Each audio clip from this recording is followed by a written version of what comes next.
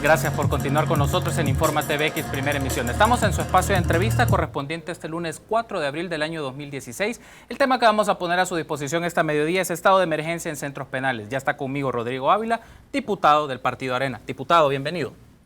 Buenas tardes, Carlos. Un gran gusto y un saludo pues a los televidentes también. Gracias a usted por acompañarnos, diputado Ávila, esta mediodía. Quiero ofrecerles una breve contextualización del tema que vamos a desarrollar con el diputado Ávila en los siguientes minutos. Desde la semana pasada, el tema de seguridad se ha intensificado en la agenda pública cuando el presidente de la República en cadena nacional pidió a la Asamblea Legislativa aprobar el decreto transitorio que fue remitido el jueves pasado, referido a las medidas a implementar en 7 penales del país, entre los que se encuentra la prohibición de las visitas a los internos, la restricción de la libertad ambulatoria de los reos e inspeccionar continuamente casas y negocios que se encuentran en el perímetro de las cárceles. Luego de discutir las propuestas, los parlamentarios incorporaron que las telefonías tendrán 24 horas para bloquear la señal en los alrededores de los centros penales del país a partir de la aprobación de dicho decreto. La restricción será de forma permanente, de lo contrario se someterán a sanciones. Tal decreto fue aprobado por unanimidad el pasado viernes en el plenario y entró en vigencia ese mismo día. Además, ya se ha anunciado este día nuevas medidas, entre ellas readecuación del organismo de inteligencia del Estado, la creación de un grupo militar de reacción inmediata, reformas a la ley de extinción de dominio para combatir la extorsión, creación de un nuevo registro de pandillas y la creación de comités ciudadanos de apoyo a la seguridad. En ese caso, esta mediodía me acompaña Rodrigo Ávila, diputado del Partido Arena y miembro de la Comisión de Seguridad Pública y Combate a la Narcoactividad de la Asamblea Legislativa. Reitero nuevamente el agradecimiento por acompañarnos esta mediodía, diputado Ávila, y para iniciar la entrevista. Se están implementando, a su criterio, diputado, se están implementando ya las medidas excepcionales en materia de seguridad. En el análisis que hizo los diferentes diputados en la Comisión de Seguridad, se valoraron que están las condiciones necesarias para que estas medidas sean efectivas. Bueno, la verdad, Carlos, es que estas medidas que se están tomando, digamos, no son las únicas que se tienen que tomar, pero son las primeras que se tienen que tomar. No se puede pretender por parte del Estado tener un control, brindar una seguridad en las calles, en los barrios, en las colonias, si primero no se hace al interior de los centros penales, donde ya se presuponía que tenía que existir un control. Sobre todo a la luz de que los últimos hechos de violencia, masacres, asesinatos de policías, asesinatos de familiares de policías, de miembros de la Fuerza Armada, ataques contra trabajadores, ataques contra empresas, ataques contra incluso miembros de la seguridad del Estado Mayor Presidencial que daban custodia a familiares del presidente de la República, han sido, según las autoridades de seguridad pública, ordenados todos estos hechos desde el interior de los centros penales donde están estas estructuras de pandilleros y delincuentes. Entonces, era más que oportuno comenzar precisamente por los centros penales donde están estas estructuras. Y en ese mismo sentido, nosotros como Alianza Republicana Nacionalista, como fracción, introdujimos una pieza de correspondencia con un decreto que daba la posibilidad al Ejecutivo de mantener el estado de emergencia en los centros penales aludidos por 6 meses. Esto, sin embargo, fue cambiado y se incorporó esta idea al decreto, o más bien se retomó esto y se aprobó este decreto, que tiene también otros componentes importantes como instrumentos para poder no solamente bajar o anular las señales telefónicas al interior de los centros penales, sino que también crear este estado de emergencia y prolongarlo por 1 año en los centros penales donde están estas estructuras y también dar facilidades para el tema de las audiencias virtuales, crear centros temporales para trasladar los internos que están custodiados por la policía, cosa que no le toca a la policía. Son más de 5,000 personas custodiadas en Bartolinas policiales, muchos de ellos condenados.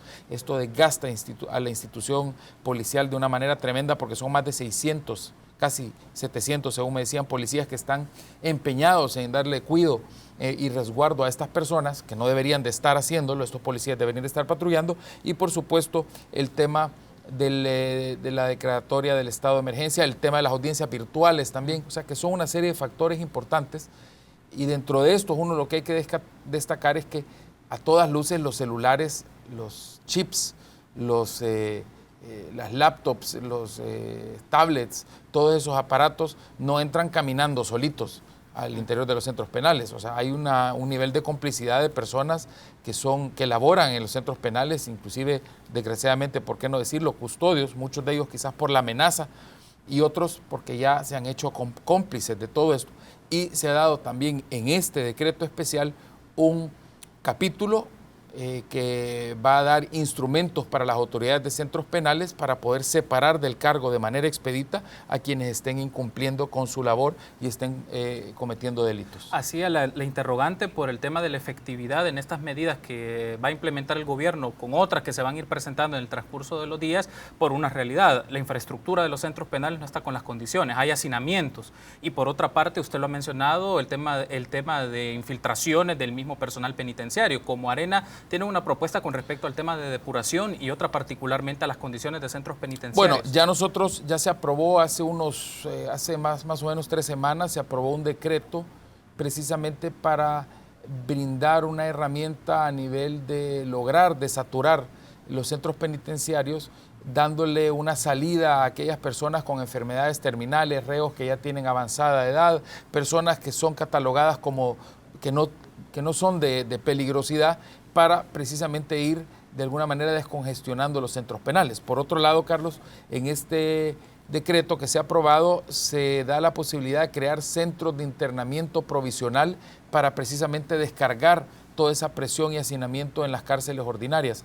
Nosotros creemos que esto naturalmente va a requerir probablemente de un presupuesto. Se ha dicho por parte del gobierno que ya se están recogiendo 5 millones de dólares mensuales con el impuesto de contribución especial a la telefonía. Eso presupone que en un año van a estar 60 millones de dólares disponibles y se ha dicho que parte de ese presupuesto va a ser orientado para esto, aunque entendemos nosotros que parte de esto también es para el bono tan merecido que se le tiene que dar al personal policial. Entonces, obviamente si hay más gastos que realizar, pues esto va a tener que discutirse y nosotros hemos hablado de poder apoyar cuando se hagan cuentas específicas, exactas, de en qué se utilizarían los fondos. Pero de todas formas, quiero expresar algo muy importante. Este decreto en sí devela una especie de ahorro para el Estado, porque, por ejemplo, habla de las audiencias virtuales.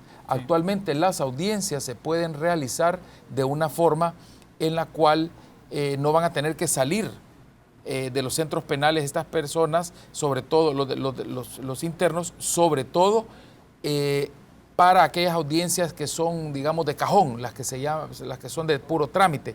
Y esto va a ahorrar en términos de gasolina, de personal de custodios, va a ahorrar en términos de personas que se van a movilizar para llevar y traer a los internos. El tema de las visitas y el control tan estricto que se estaba haciendo con las visitas, los registros, ahí va a haber ahorro de dinero. O sea que ya lo que se está haciendo de alguna forma va a ahorrar dinero. El tema del costo de los bloqueadores, el tema del costo de estar buscando los chips, los teléfonos celulares, las requisas, todo eso supuestamente con esto va a bajar también. O sea que al final no solo estamos hablando de dinero que se va a gastar extra, sino que estamos hablando de que ahora el Estado va a ahorrar una cantidad alta de recursos precisamente por estas medidas que se están tomando. Y con respecto al tema de los operadores dentro del sistema penitenciario, porque hablamos directores, personal de custodios, hablamos de juzgados de vigilancia, equipos de análisis, es decir, alrededor hay un conjunto de personas que son parte de la dinámica penitenciaria. ¿Se ha considerado en este tema pues, un proceso de investigación más a profundidad, depuración o elementos? Porque claro, usted lo menciona, los chips no entran solos, los celulares no entran solos, entonces algo está pasando ahí. ¿Qué aspectos ha valorado? Bueno, una de las cosas ya con este decreto se brindan herramientas para poder de alguna manera actuar expeditamente contra el personal que esté actuando en complicidad.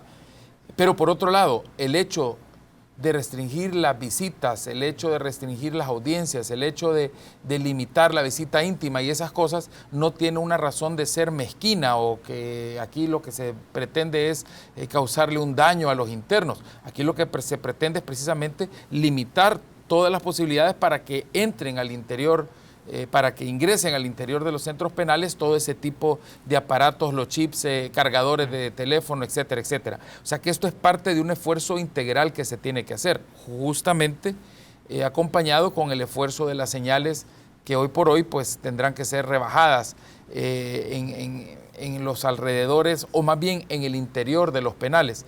Hay mecanismos técnicos para poder hacer esto, pero lo importante también es aquí reconocer de que se les está de alguna forma ayudando. Hoy, por cierto, se ha dicho y hay personas que han defendido y han acusado de que esto va en contra de los derechos de los internos. Yo quiero decir, un derecho, un interno, indistintamente si ha sido miembro de pandillas o no, tiene todo el derecho a que se le ayude en su rehabilitación.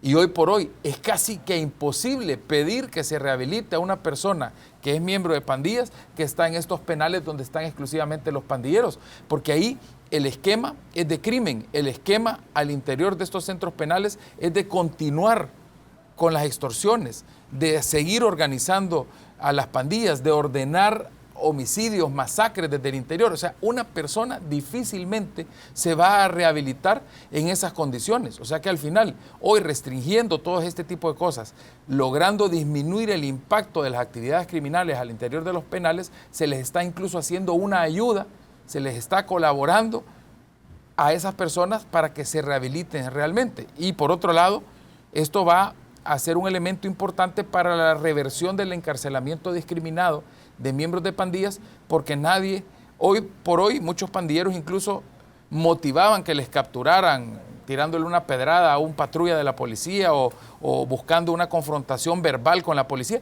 a efecto de que lo llevaran a los centros penales, para ahí poder tener lo que ellos llaman estas reuniones, meetings o lo que sea. Hoy ya no, una persona ya difícilmente que es miembro de pandilla va a querer ir a un penal de estos donde hay mayores restricciones, y lo que tienen adentro no es una fiesta, ni un relajo, ni tienen tampoco la posibilidad de seguir extorsionando.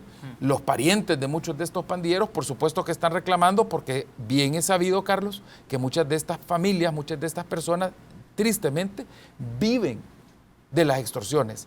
Se nutren, se lucran de las extorsiones. Básicamente el modus vivendi de estas familias es por el tema de las extorsiones. Entonces, obviamente no van a estar contentos con esto, porque los cabecillas que están resguardados van a tener menos posibilidades de conseguir plata a través de esos delitos. Diputado, tenemos que hacer una pausa, pero me gustaría que en el segundo bloque de entrevista entremos a profundidad sobre las nuevas propuestas o las nuevas medidas que quiere implementar el gobierno en materia de seguridad y también las propuestas que está desarrollando el Partido Arena en este tema, si le parece. Perfecto. Vamos a hacer una breve pausa y continuamos con más. El tema que tenemos esta mediodía, estado de emergencia en centros penales y medidas excepcionales en materia de seguridad. Me acompaña el diputado Rodrigo Ávila, diputado del Partido Arena. Volvemos en unos instantes.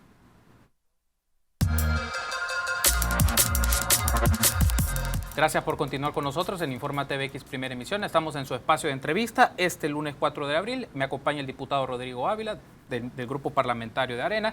Y el tema que estamos desarrollando en esta oportunidad es estado de emergencia en centros penales y medidas excepcionales en materia de seguridad. Retomando la entrevista, diputado, me gustaría que hablemos ahora de un aspecto que considero relevante para la discusión de la opinión pública. Tanto el Partido Arena como el gobierno tienen una de las medidas en discusión en materia de seguridad, es registro de las pandillas. Entiendo que el Partido Arena tiene una propuesta de ley en materia de registro nacional de pandillas. Coméntenos un poco en qué consiste. Bueno, nosotros desde hace meses venimos insistiendo de que se necesita de un registro nacional de pandillas, grupos criminales organizados, sus miembros y colaboradores, como se tiene en otros países del mundo. Por ejemplo, en los Estados Unidos, para poder aplicar las leyes contra la mafia o las leyes antimafia, para poder aplicar las leyes contra crimen organizado, ellos tienen un registro de las personas que están en esos grupos de crimen organizado. Tanto así que en los Estados Unidos incluso la información de inteligencia de la PNC es a través de un proceso legal y a través del Centro Transnacional de Antipandillas validado y se convierte en información fehaciente y legal en los Estados Unidos. Imagínense, usted, en los Estados Unidos la información de inteligencia que tiene nuestra policía, nuestra PNC, vale más de lo que vale aquí. Porque aquí la policía puede decir y tener pruebas sobradas de que alguien es miembro de pandillas, pero al final es criterio del juez aplicarle o no los delitos de pertenencia o los delitos de agrupaciones o los delitos que tienen que ver con la ley de proscripción de pandillas, que ya tenemos una ley que proscribe, prohíbe las pandillas. Sin embargo, Carlos, no se aplica esto, no se aplica la ley de proscripción de pandillas porque no existe una manera fehaciente legal de poder involucrar o vincular a una persona directamente con una estructura. Pero ya aquí la policía tiene información de inteligencia. La gente sabe y es secreto a voces quiénes son los pandilleros. Cuando andaban con ese tema de la tregua y la apología del delito y la gran celebración, ahí salían todos los pandilleros en la televisión diciendo orgullosamente que eran miembros de la pandilla tal o cual. Pero eso legalmente no vale. Tenemos una resolución de la Sala de lo Constitucional que dice que las pandillas y sus miembros son terroristas, sin embargo no se aplica la ley antiterrorista. Lo que necesitamos es un registro para precisamente a través de un mecanismo legal, de un mecanismo donde existan reglas claras de evidencia para que esto no sea arbitrario, se utilice la información de centros penales, la información de la inteligencia policial, la información que tiene la Fiscalía, y a través de un filtro toda esa información se procese y se determine quién es miembro de pandillas o no. Y esto tiene una importancia vital que va en dos sentidos, no solamente para aplicar las leyes que son de carácter represivo, como las que he mencionado, sino que también para aplicar incluso los programas de reinserción, los programas de rehabilitación y reinserción. Nosotros hemos propuesto una ley de defensa social y de abandono de la violencia, que básicamente es una ley que no solamente permite extraer de los territorios a los que están cometiendo los delitos para después fortalecer la prevención, sino que también les da una oportunidad, una salida, ya sea legal a través del Código Penal o ya sea de reinserción a través de los programas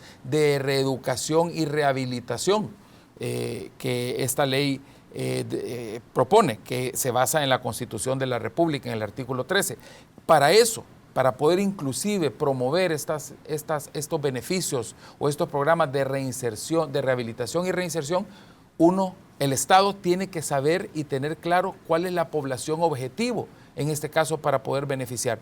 Y si no se tiene un registro de quiénes son los miembros de estas pandillas, ¿cómo usted va a sacar a estas personas? ¿Cómo va a motivar a que se salgan? En Colombia se pudo desmovilizar a las autodefensas y a los paramilitares precisamente porque se hizo un registro de estos grupos criminales, sí, y se les dio una alternativa dentro del contexto de las leyes penales. Y eso es algo importante. O sea, aquí no solo se trata de represión, pero inclusive para brindar esa mano amiga o esa oportunidad, esa segunda, tercera o cuarta, porque algunos ya es como la quinta oportunidad que tendrían para poder reinsertarse, para eso se tiene que tener claridad de quién es la población sujeto. Y precisamente por eso, Carlos, es que han fallado muchos de los programas de reinserción.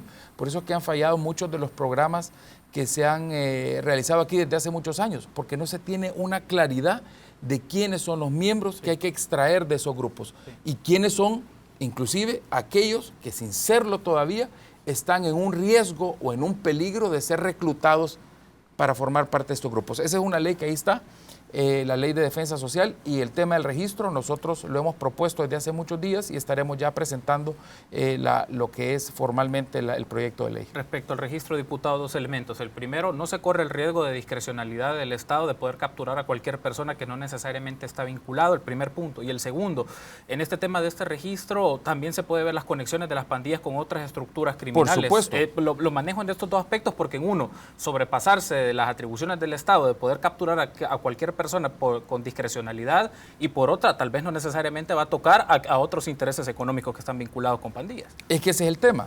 Actualmente queda casi que a libre albedrío. Primero, la policía puede llevarse a cualquiera diciendo o aludiendo que es miembro de un grupo criminal o que es chero de los pandilleros o lo que sea, o que es pandillero solo porque tiene algún tatuaje. Y puede ser hasta algún tatuaje de una cosa alusiva a la playa o al surf y ni siquiera a las pandillas, y se lo llevan. Por otro lado, al final queda al criterio del juez, ya cuando se está en el proceso judicial, queda al criterio, a la sana crítica del juez, definir si es pandillero o no, aunque haya pasado 10 años en un penal de pandilleros y tenga tatuado por todos lados las alegorías de la pandilla. Precisamente con un registro, lo que se tiene son instrumentos claros, definidos, para que no sea arbitrario, para que no sea porque a un jefe policial le da la gana meterlo en el registro que lo van a poner en el registro. Hay filtros y hay en ese proyecto claras reglas de cómo se va a incorporar a alguien a ese registro. Y por otro lado, ese registro lo alimenta la policía, lo alimenta centros penales, lo alimenta la Fiscalía con la parte de investigaciones y expedientes abiertos, pero quien mantiene ese registro, quien certifica ese registro, es la Fiscalía General de la República. Entonces, se tienen candados y garantías para que no sea porque simplemente alguien le dio la gana meter a a cualquier persona en el registro. Precisamente para evitar arbitrariedades, para evitar abusos de autoridad y para evitar equivocaciones es que se tiene un registro fehaciente. Y con esto también quiero decirlo, Carlos, la policía tiene información muy valiosa. La inteligencia policial, esto no es un tema de inteligencia, algunos analistas dicen, es que hay que aumentar la inteligencia. No, hombre, si la inteligencia ya está. Lo que pasa es que hay que validar esa inteligencia y darle una fortaleza de ley a esa inteligencia. Y hay que filtrar esa inteligencia, hay que depurar esa inteligencia y constatarla y compararla con datos claros y definidos que hagan que esa información sea fehaciente y se pueda dar fe de esa información, y por eso es que la Fiscalía es la que mantendría este registro. Este registro no es que sería alimentado arbitrariamente, habría un consejo, habría un equipo que estaría validando esto y al final el fiscal general sería el responsable de este registro. Pero por supuesto sería alimentado por la policía, sería alimentado por centros penales, podría ser incluso alimentado por otras autoridades del gobierno. En el caso de los menores se tendría un registro resguardado con todas las garantías que nuestras leyes de menores, de protección de menores dan, pero podría ser compartido precisamente con otras autoridades para implementar los programas de prevención y saber a qué jóvenes habría que llegarles, porque esos jóvenes ya estarían identificados como los que están en más riesgo de ser convertidos en pandilleros o, peor aún, los niños y los jóvenes que ya en este momento son pandilleros. Hemos visto cómo unos niños han asesinado en los últimos días a unas personas.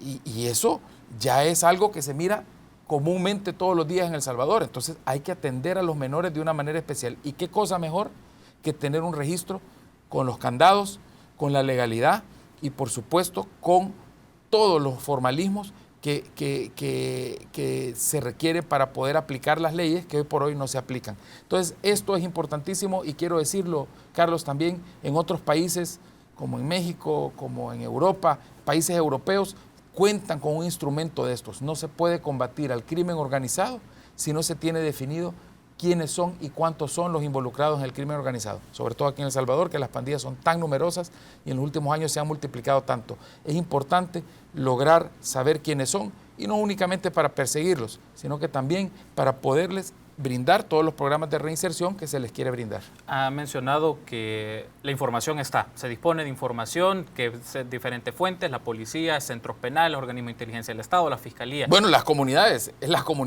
y los televidentes que nos están viendo, en las comunidades, en los barrios, en las colonias, todo el mundo sabe quiénes son los pandilleros, todo el mundo sabe quiénes son los criminales, es secreto a voces.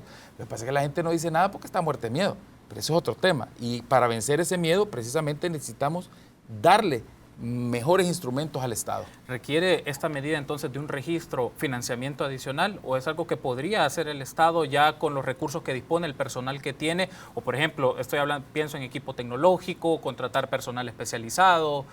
Habría que aumentar actualmente para darle validez a este registro. Lo que se necesita es nada más poner a trabajar a los equipos de la gente con la que ya cuentan las instituciones, de una forma en la cual se le dé una validez legal a esta información. Y la Fiscalía probablemente tendrá que reajustar un par de cosas, pero esto no es una cuestión de costos altísimos.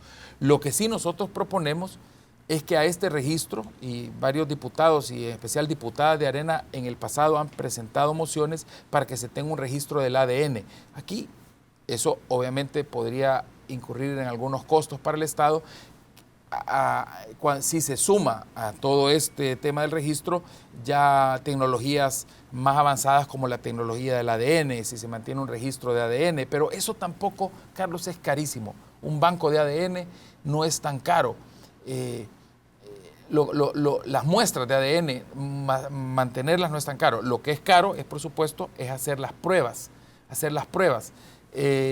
Aquí se puede ir por dos caminos: o se hacen las pruebas con antelación, y los registros o la base de datos o los almacenamientos de prueba de ADN se convierten automáticamente sacándoles el código, eso sí es caro, o simplemente se mantienen latentes esas pruebas para que estén, digamos, disponibles a hacer una prueba de ADN cuando se requiera. Ese es un tema donde podemos discutir sobre el tema de costos.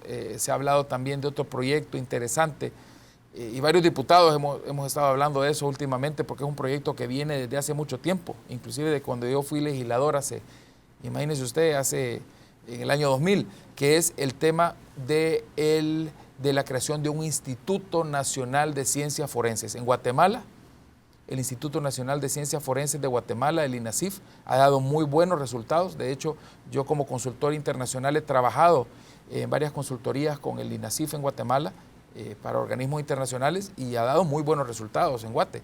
Entonces, aquí en El Salvador también podríamos nosotros pensar a futuro para potenciar la prueba científica y no depender tanto de la denuncia, sobre todo y que la gente tiene miedo, en pensar en un Instituto Nacional de Ciencias Forenses, que ese es otro tema que está por ahí latente. Ahora me gustaría que, siempre retomando el tema de financiamiento y en declaraciones recientes ante la segunda etapa de medidas extraordinarias en materia de seguridad, el secretario técnico de la presidencia pues está considerando una emisión o solicitando una nueva emisión de deuda soberana por 1.200 millones de dólares. ¿El grupo parlamentario de Arena estaría considerando apoyar esta solicitud? Estaríamos considerando apoyar todo lo que tenga una claridad en cuanto a la ejecución.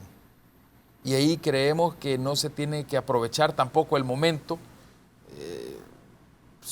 sobre todo aludiendo que hay una urgencia para hacer estas cosas, cuando para esto hay un proceso y hay un tiempo. Nosotros, si las cosas se definen con nombre y apellido, si las cosas se definen clara y puntualmente en cuanto a los procesos, en cuanto a los recursos que se van a requerir para cada proyecto, por supuesto que estaríamos con toda la disposición de apoyar. Pero aquí tiene que existir también una responsabilidad en la ejecución. Y voy a dar un ejemplo. Hace ya más de 2 años se aprobó un préstamo para las argollas penitenciarias, que son los brazaletes de localización, 72 millones de dólares, y hasta el momento ese proyecto, cuyos dineros ya fueron básicamente erogados, no se ha ejecutado. Entonces, porque todavía no hemos visto las dichosas argollas, y sin embargo el dinero se aprobó hace varios años. Entonces, no solo se trata de pedir dinero, no solo se trata de decir ahorita queremos tanta plata, se trata de formular los proyectos de una manera adecuada y sobre todo de utilizar los recursos de una manera adecuada. Lo más importante, y cualquier buen administrador, y aquí tenemos que reconocer algo, el gobierno actual es el administrador de la cosa pública, pero no es el dueño de la cosa pública. No puede hacer lo que le dé la gana con los dineros del pueblo y los dineros de los impuestos. Es el administrador. Y así como en una empresa, el administrador de la empresa tiene que rendirle cuentas a la junta directiva. En este caso, la junta directiva es la sociedad, es el Estado.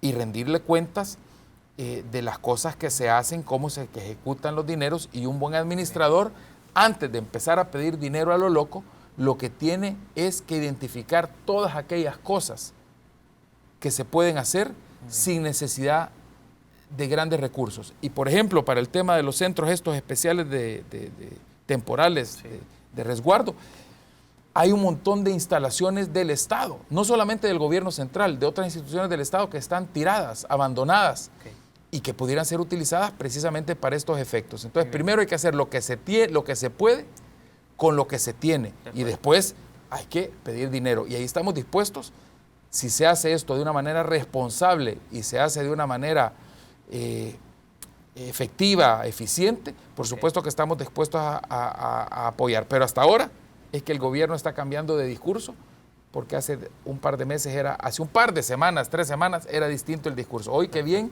que ha como que enfocado el rumbo de una manera correcta, y estamos con toda la disposición como Alianza Republicana Nacionalista a apoyar para que nuestro pueblo salga adelante de esta tragedia de inseguridad que estamos viviendo. Diputado, gracias por habernos acompañado. No, muchas gracias, Carlos. Un gran gusto y un saludo a todos los televidentes. Gracias a usted por acompañarnos. Fue el diputado Rodrigo Ávila. El tema que hablamos, estado de emergencia en centros penales y medidas excepcionales en materia de seguridad. Permítanos una breve pausa. Volvemos en instantes. Informa TVX, primera emisión.